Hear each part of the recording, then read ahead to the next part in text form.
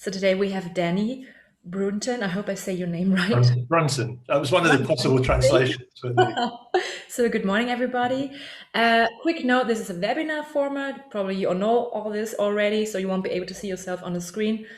And if you have questions, you can put them in the Q&A box, please.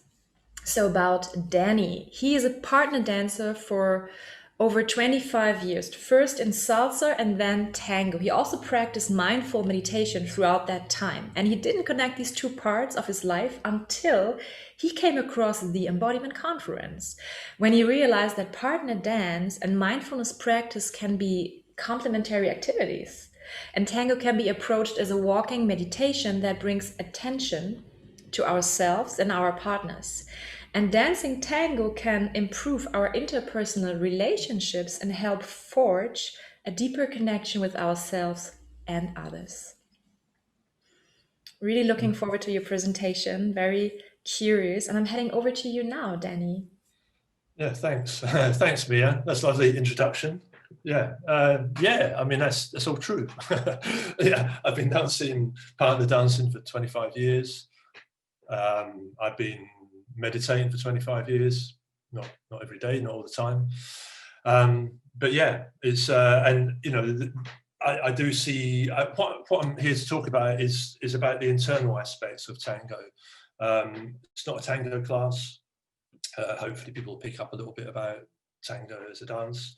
But the main thing is really about what tango can offer us in terms of connection, presence, attention, all those things, those internal qualities.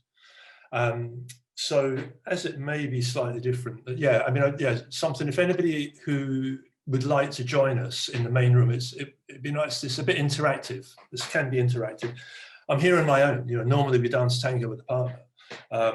So it's nice to have some people to interact with. So if anybody who's attending would like to come into the main room, be promoted to panelist, that would be very nice, and we can come and do some stuff together. Okay, so tango. I think we probably all get some idea of what tango means or is, and if you'd like to put one word in the chat about when you hear the word tango, what's the next word that comes into your mind? What's your first association with tango? If you want to put that in the chat, that would be nice to hear. If you are going to write in the chat at all, there's options to do panelists and attendees, or just panelists. Make sure that you put any comments in panelists and attendees. So what can we see? Togetherness, passion, not passion. Wow, passion, vibrant, sensual, joy. Hey, great. Improvisation. Yeah, I think that's really important. And that's something I'll be talking about. Elegance. Yes, I agree. I agree with all this stuff. Great. Okay, well, I'm very passionate about tango, so that's good. And it is an improvisation dance. I mean, there's a tendency, quite a lot of what we're exposed to is choreographed tango. And, but I think in social tango dancing, it's an improvised dance, and it is about connection. People mention connection, it's sensual, togetherness, yeah, connection, sensuality, all those things. So that's great. Okay, I just want to talk a little bit about the origins of tango music and tango dance, because it's not always that obvious where tango comes from. And it does have its roots. It comes from Argentina, and its roots go back to the 19th century.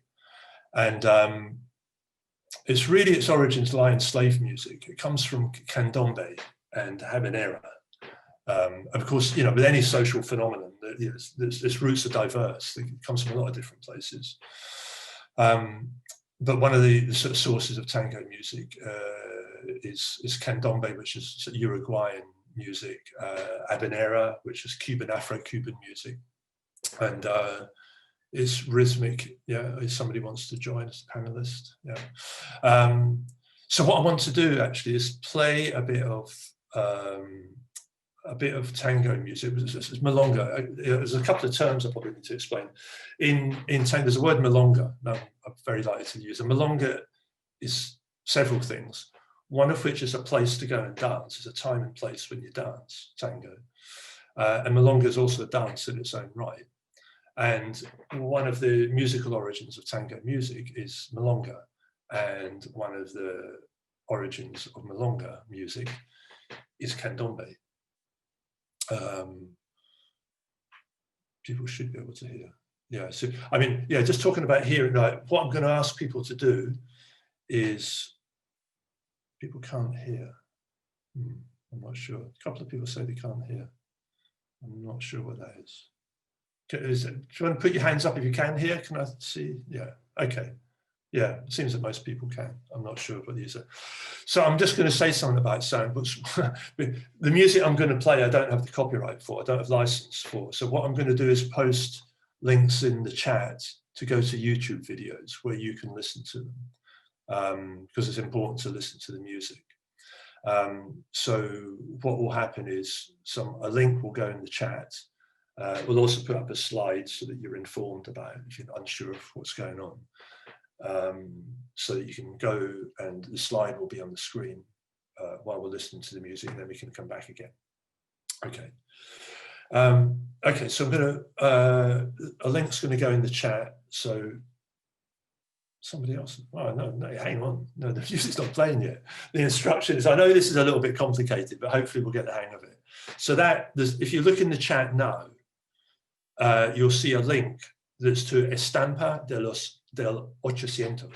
It's a piece of milonga music, and there's a link there. Now, if you can go to that link now and in a moment, and what I'd like you to listen to in this particular piece of music is the rhythm that underlies it. What you can hear, you'll hear a lot of sort of orchestral music on top, but underneath it, there's a rhythm. And that's candombe. And it tends to have, it's sort of got lost in tango music in a way, but it's there, it's underneath it, and it's kind of important. So as I mentioned earlier, tango's an improvised dance. So what I suggest you do, you get up and you improvise to this piece of music. So click on the link in the chat. Angel's asking, it will take you away from, you just come back to Zoom. It depends what device you're on. If you go, it doesn't matter, because while the music's playing, the music's going to be playing. Everybody, what's going on the screen's not that important. So if you go off to YouTube, you can come back again afterwards. The tunes last for about 3 minutes each, so hopefully that's gonna work. So I'm going to go now. I'm going to mute my sound so that I can't be heard, and then I'm going to play music, and I'm going to dance. And I'd invite you to listen to I'd invite you to move around, to improvise to this music that's going to come on, and listen to the rhythm underneath the drums.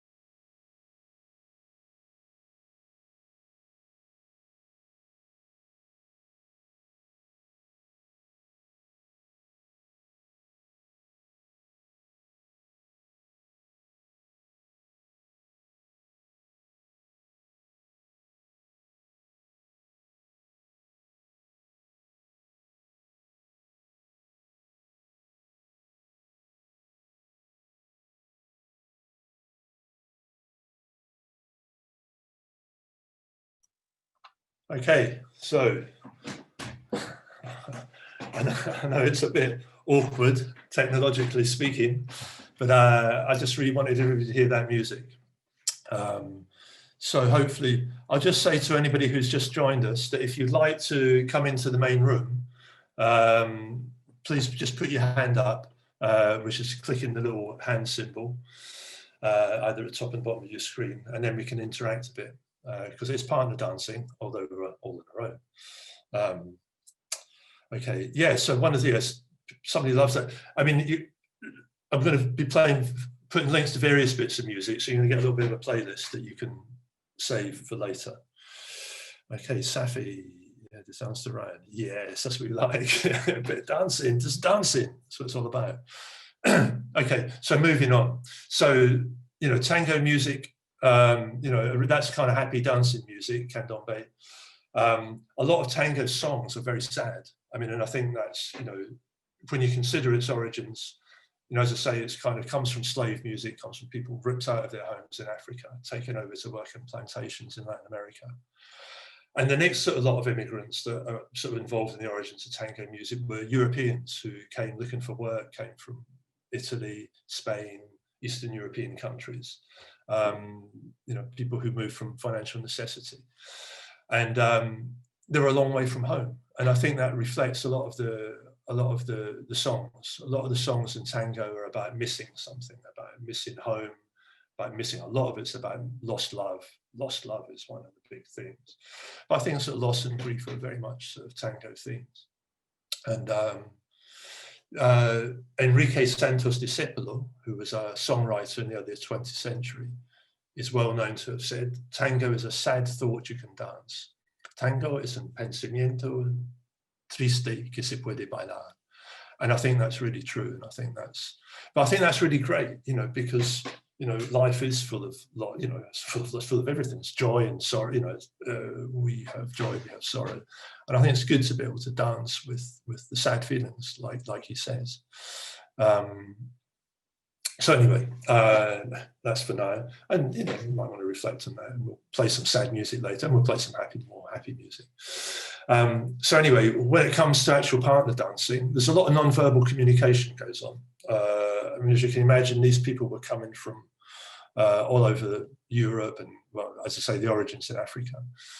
People didn't necessarily speak the same language, so they danced. What they did for entertainment, people danced. And they didn't necessarily talk. And in tango, in a tango event, in a milonga, we don't ask people, we don't go up and say to them, do you want to dance with me? Because maybe we can't. And for a variety of reasons, there's sort of the practice around asking people to dance is that we do it non-verbally in tango. So we look. So there's a sort of, a look is a mirada, and cabeceo is a nod of the head. And so in a tango venue, what we do is we look, and just to sort of think about looking, this kind of looking and seeing, I think of looking and seeing. So looking can be very direct.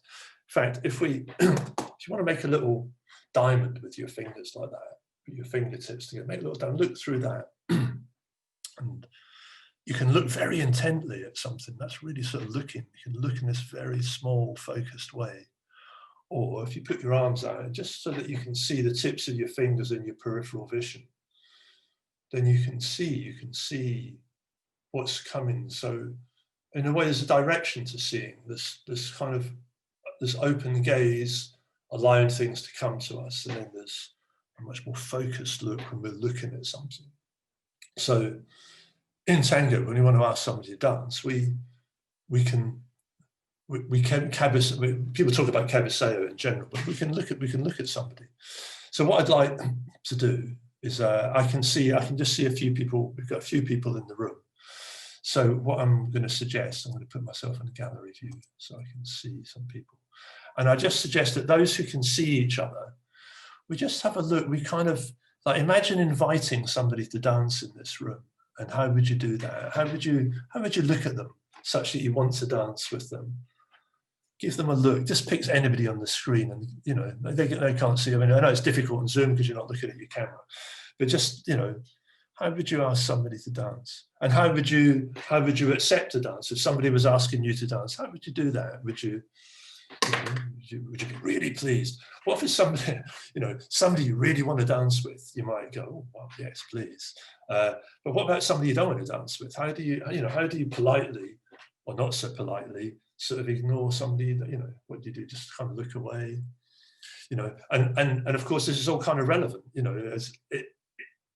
whoever's doing the looking, we're all looking around the room. We want to find the next person to dance with. So there's a sort of combination of not seeing the people you don't want to see and looking for the people you don't want to see. So, you just kind of, so how you use your, a gaze to an invitation to dance can be very direct. You might really, really want to dance with that person. And I'm exaggerating slightly here. Or you might just want to give them a very gentle nod of the head.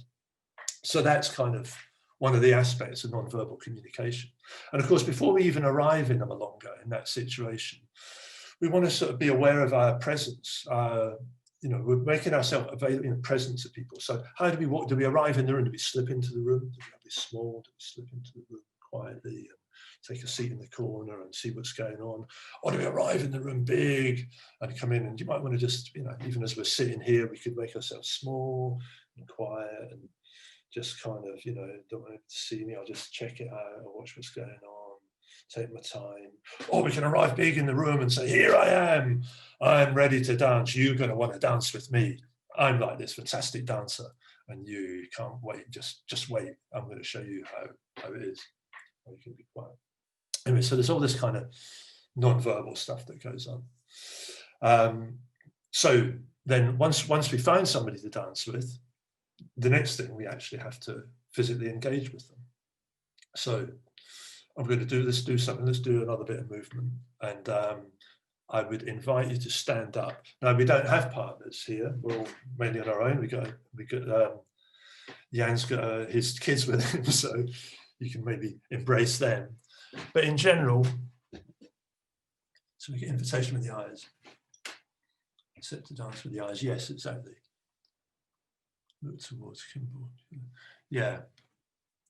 So we've looked, so say we've managed to engage, we've made eye contact with somebody, we want to dance them. So let's just get the feel of tango movement. Before we actually embrace somebody, let's just center ourselves. So I'll move back a little further, put my other specs on so I can see you.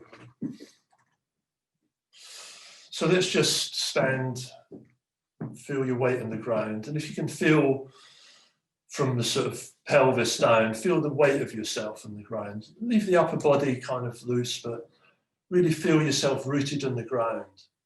Feel your feet. Imagine you've got roots going down into the ground and everything, all that weight from heavy pelvis down, nicely rooted in the ground. And the upper body a bit loose, free. And then we want to move slightly so without moving the top half. So if you keep your sort of top half of your body kind of upright, vertical, but moving your hips, the weight of that big heavy pelvis, slightly from one leg to the other. And you can imagine this as sort of pouring sand down each leg. You pour the sand down that side and put all the weight and take the sand and pour it down there. And again, keeping the top half of your body vertical. So just from the hips, the weight going from one side to the other. Feeling grounded. And you might,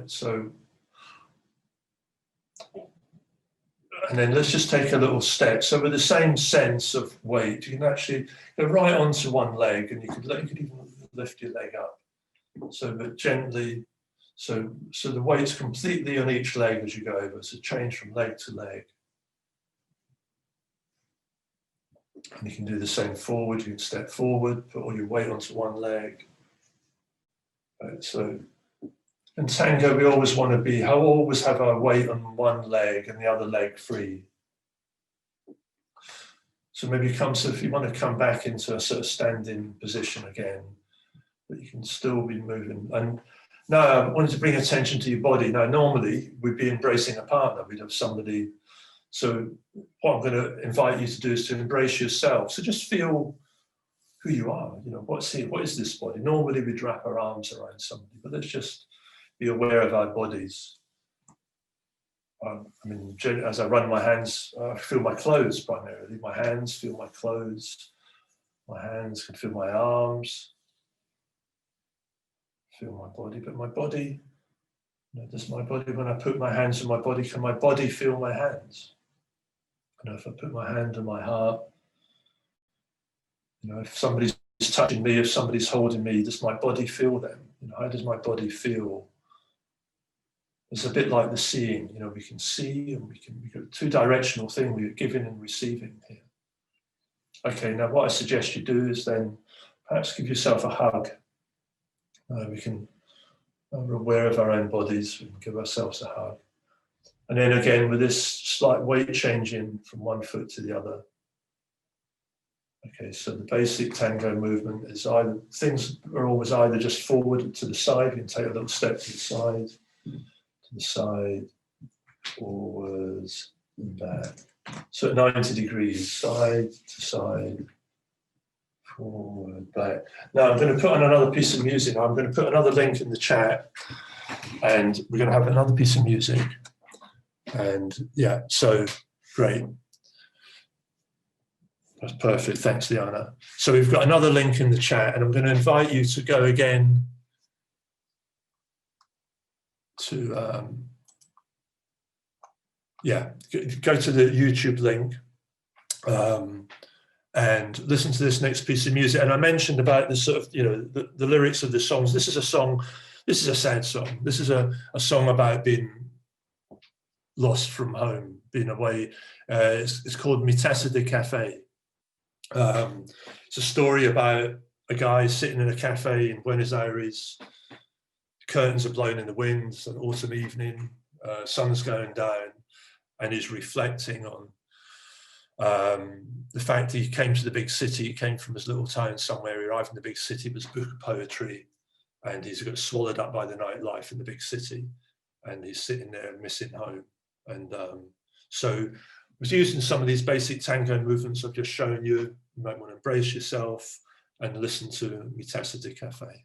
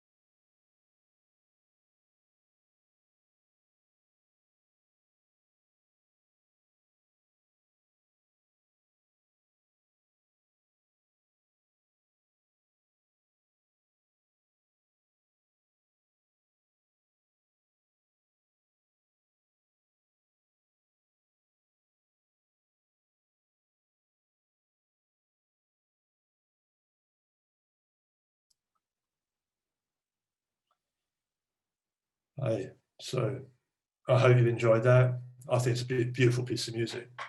And yeah, so, you know, songs about missing home, missing people, that's tango stuff.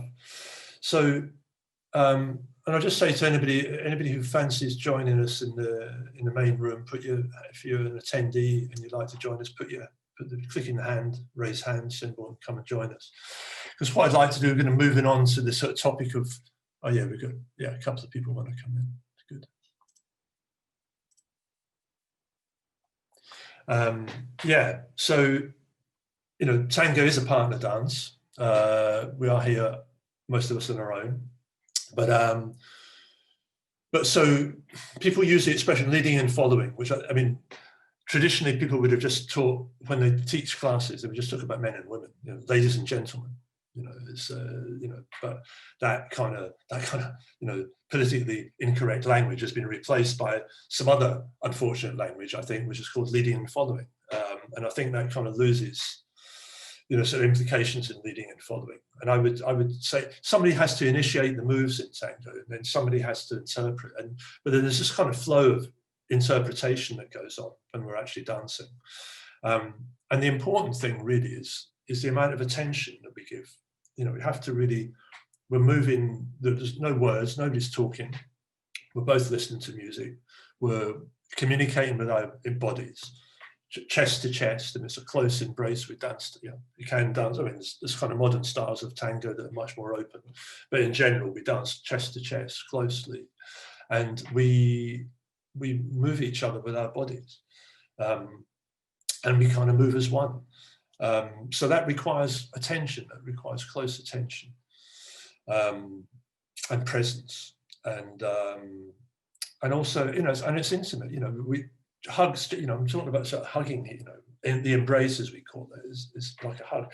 You know, often I believe that the sort of standard hug when you greet somebody is like 3 seconds, and I believe to get any benefit from hugging, it needs to be at least 20 seconds. And in tango, we dance for 3 minutes at a time, sometimes with a total stranger, and then in the way that social tango in milongas, they play 3 or 4 songs at a time. So you might be dancing for 9 minutes or 12 minutes with somebody who you don't know, and you're holding them close and you're moving together. So it's a very intimate thing. So it requires a lot of trust and a lot of attention and a lot of presence. So just to kind of illustrate that a little bit, let's play a little leading and following game. This is a bit tricky. It's all a bit one way, so I'm going to do sort of leading. So what I'm going to propose is that the people, maybe I'll suggest, I just say a few names. We've got 1, 2, 3, 4, 5, I've got 6 people on my screen. Okay, I'm going to suggest that Kim, Jan, and Teresa, if I've got your names correctly, that you're actually going to take the leading part here. I'm going to invite you to move, and I'm going to invite the others. Siwan, is it Siwan? Is that correct? Helen and Phoebe, to kind of follow the movements that the others are going to give, and I'll try and interpret. So we can move. We're just going to have we've got our bodies. I'm going to suggest that we get up, and we're going to move around. So try and follow the movements of each other's hands. So whoever's following, pick a person to follow, and you can move your hands up. And one of the issues becomes is when you go back and forwards, right? So left and right is kind of easy enough, up and down. But then when we go back, if I go back, then whoever's following me needs to come forward. So we're going to do something like that. So just get the sense of that. So now anybody who's watching who isn't in the main room can maybe follow me right now. And I suggest as I come forward, you come back, as I go to the side. So we need to pay a lot of attention.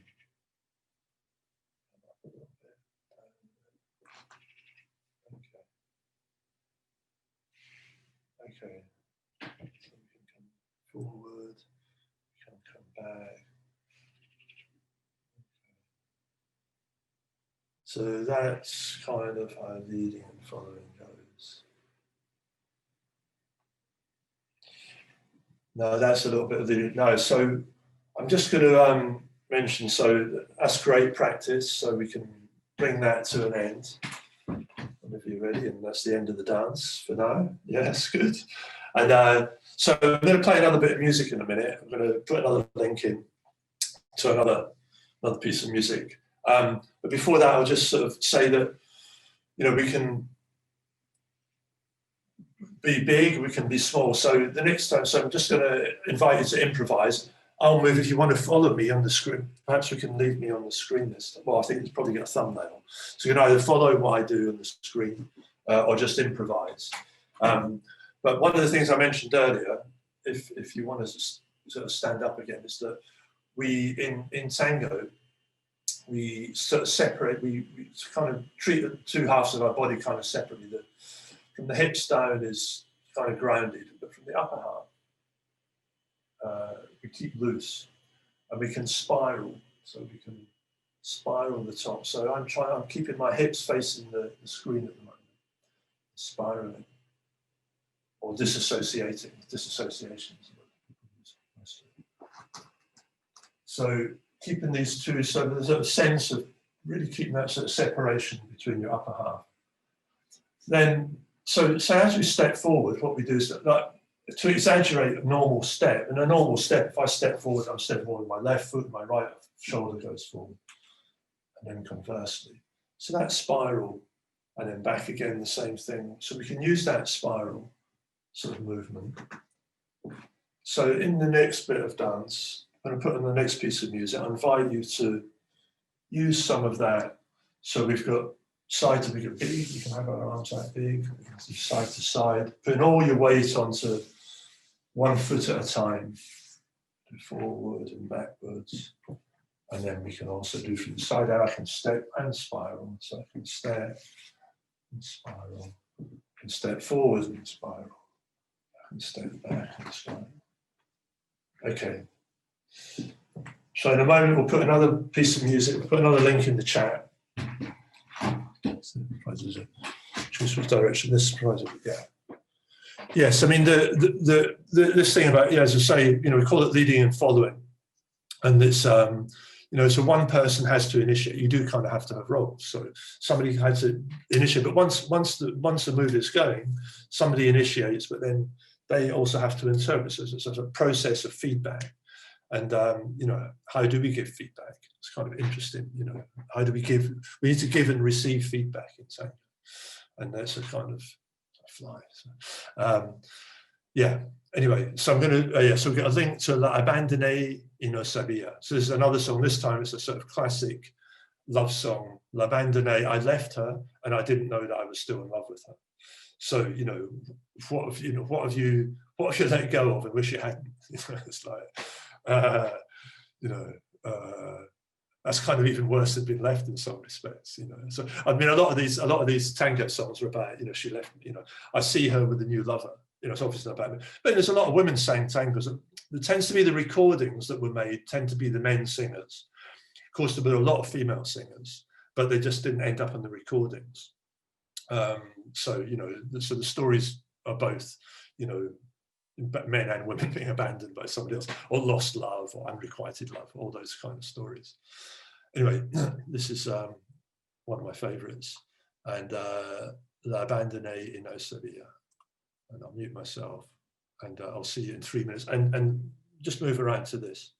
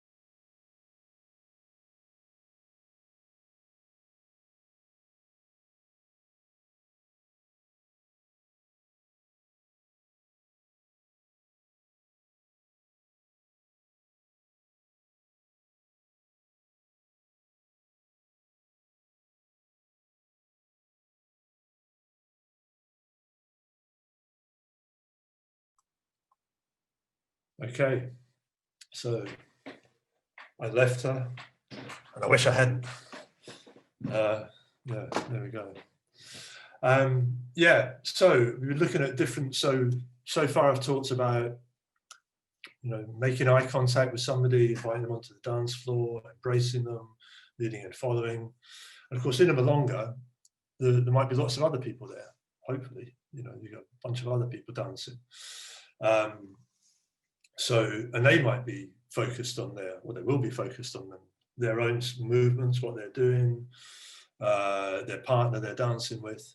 But we have to kind of negotiate. You know, we have to negotiate the dance floor. And in tango, in a social setting, there's what people call the códigos, the kind of guidelines of the rules for dancing. So we dance anti-clockwise. People move as a couple, and they move anti-clockwise around the floor. And you know, skillful dancing means not bumping into people and not holding people up. And of course, we just have to negotiate all that.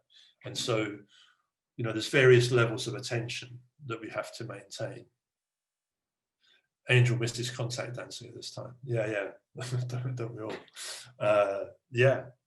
I mean, you know, what can we do? We can make sort of contact.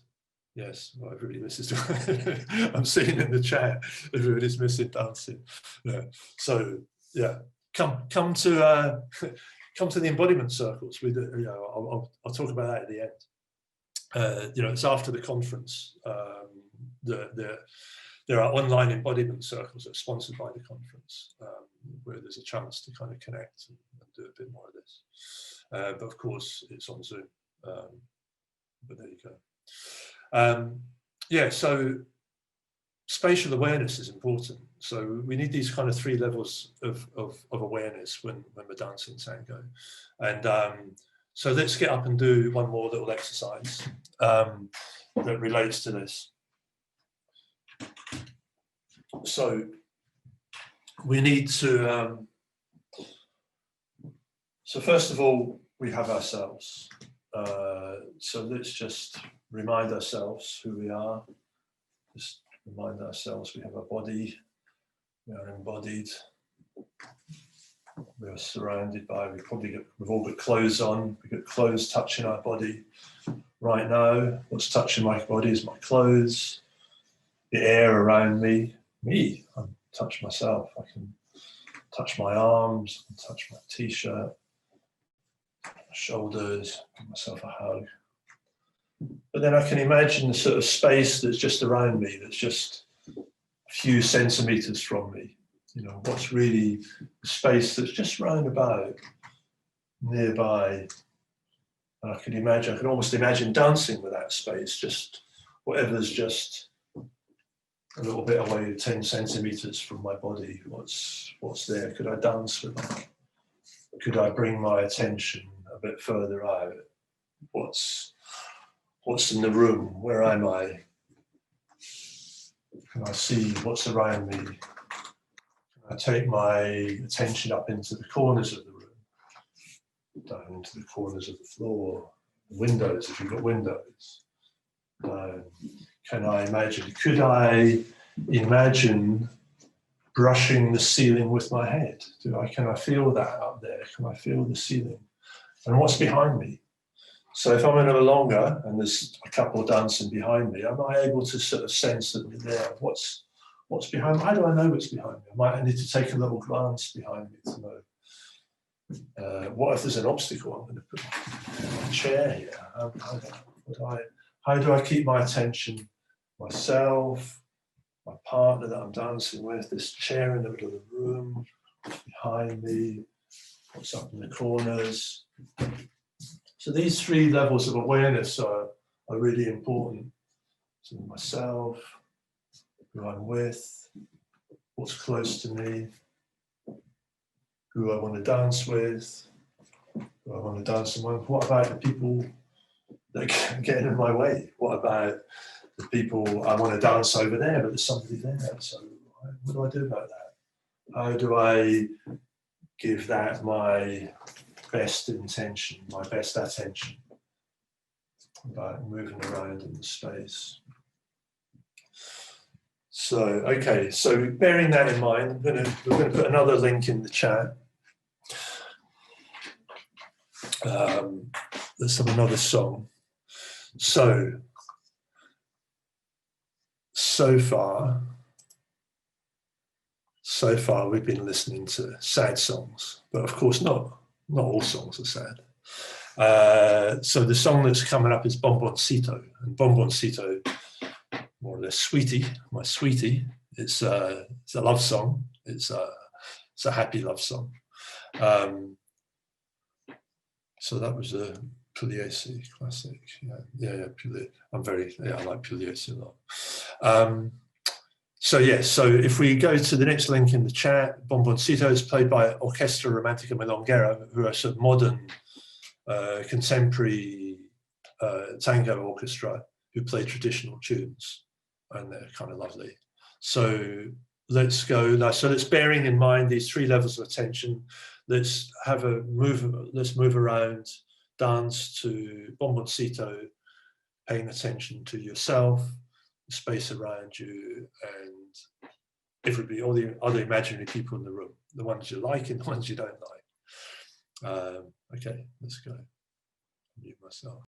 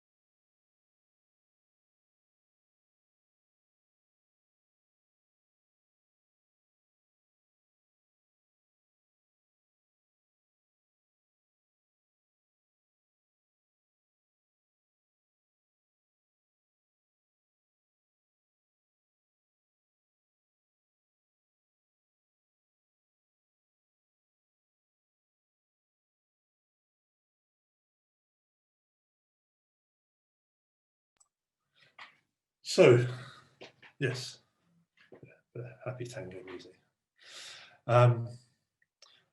Okay, yeah, so let's have a look. If anybody's got any questions specifically, you could put them in the Q&A. And I'll just see what else we've got, what's come up in the chat. Sorry, I'm just looking to the side there. So look over here. So steps. Okay.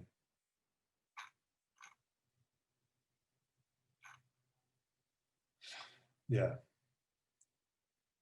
Only question time short. It's a question from Jan. Yeah. Is Gotan fusion tango a blasphemy? Yeah. I came to tango music through what we call tango nuevo, so modern electronic tango. I mean, some people would say that, this is kind of you open up an interesting debate here. The golden age of tango for a lot of people was the 1940s, and in the 1940s, there was loads of orchestras. Buenos Aires was a thriving city, loads of orchestras in every street, corner, clubs every night of the week, and it was fantastic music came out of it. But also there's great music that, that's come out of it since, and I think, as I said at the beginning, tango came from milonga came from candombe, tango nuevo comes from tango,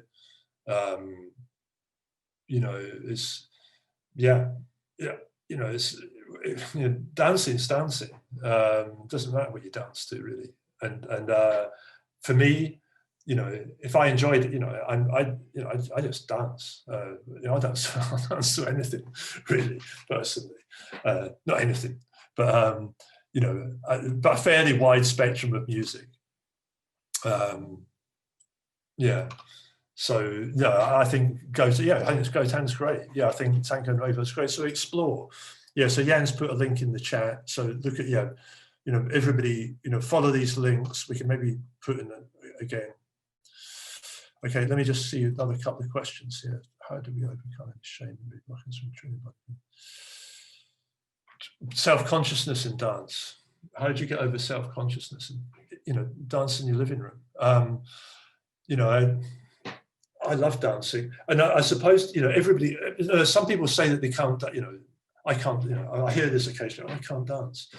I think if you can breathe, you can dance. You can just breathing as a dance. You can. There's a rhythm. You just that's dancing. I'm dancing now. My chest is dancing. My heart's dancing. You don't have to. Take it from there. Take it from simple. You don't have to. Anybody else's notion of what dancing is unimportant.